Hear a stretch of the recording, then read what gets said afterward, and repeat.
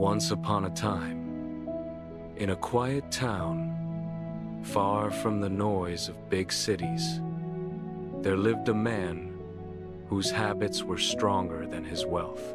People knew he was successful, but they could never guess how rich he truly was because nothing about him looked rich.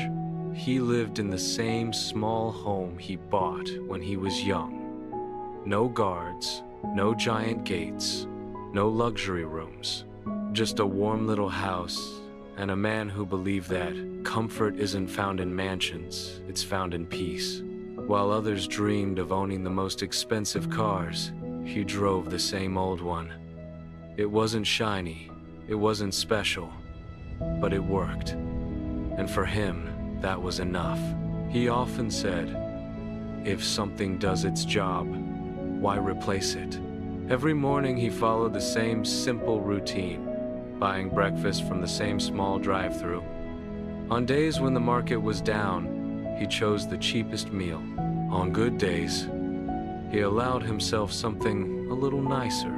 Not because he had to save, but because he believed self-control begins with small decisions. He didn't wear designer clothes. He didn't chase fancy brands. He used a basic phone long after everyone else upgraded. He knew that spending to impress others is just another form of slavery. Since childhood, he built habits that shaped his future. He wrote down every expense, saved before spending, invested before buying pleasure. While others spent first and worried later, he saved first and lived with what remained. People often wondered why someone so wealthy still lived so simply, but he smiled and answered softly, "Money doesn't make you disciplined. Discipline is what makes you money."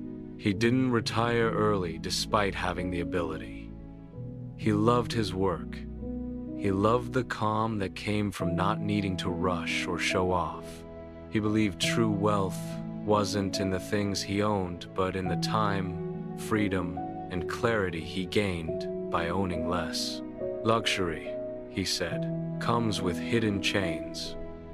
More to maintain, more to stress about, more to prove. But simplicity? That creates space.